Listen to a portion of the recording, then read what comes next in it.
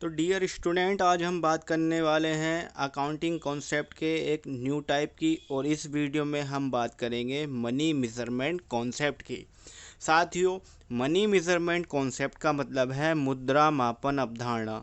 अगर हम हिंदी में समझ लें तो ये एक बहुत ही आसान और बहुत ही फंडामेंटल कॉन्सेप्ट है अकाउंटिंग की, जिसके अंतर्गत केवल और केवल उन्हीं ट्रांजैक्शंस को, उन्हीं लेन देन को अकाउंटिंग में रिकॉर्ड किया जाता है जो मनी के रूप में मेज़रमेंट की जा सकती हों। यानी जिन ट्रांजैक्शंस को मनी के ही लेन देन में हम देखते हैं, उन्हीं ट्रांजैक्शंस को अकाउंटिंग में रिकॉर्ड किया जाता है। यहाँ पर अब समझने वाली बात क्या है?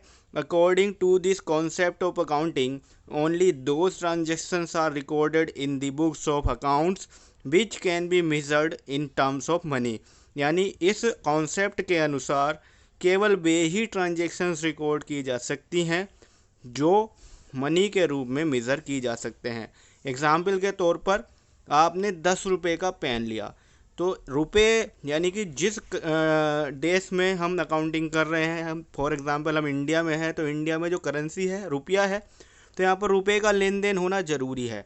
पेन लिया, रुपये दिया, तो यहाँ पर ये ट्रांजैक्शन मनी मेजरमेंट टाइप की हो गई और इस ट्रांजैक्शन को हम रिकॉर्ड करेंगे।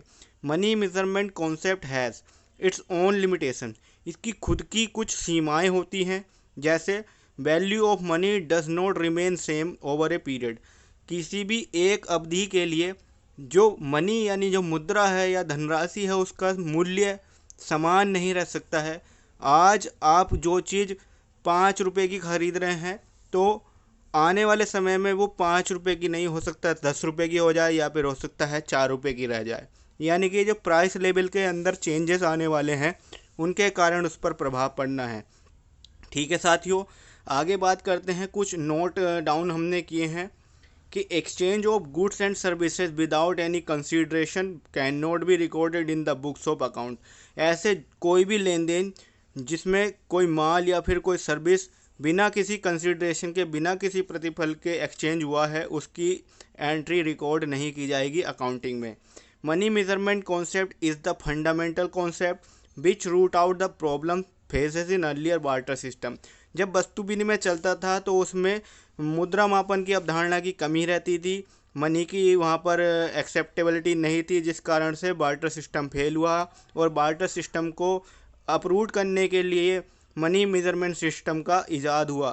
ठीक है साथियों, आगे है कि normal daily routine works which take place in a firm और business entity can not be recorded until measurable in money form। It means जो भी एक बिजनेस स्वरूप में नॉर्मल डेली रूटीन की जो क्रियाकलाप होते हैं, जैसे कि एम्प्लॉयज़ का आना या फिर रेजिग्नेशन करना, किसी मैनेजर की डेथ हो जाना, या फिर कुछ भी ऐसा कोई भी कार्य जो मनी मेजरेबल नहीं है, यानी कि जिसका मुद्रा से कोई लेना देना नहीं है, तो ऐसे कार्यों का लेखा जोखा अकाउंटिंग जो है नहीं की जाती है। तो ये कॉन्सेप्ट आपको कैसी लगे कमेंट करके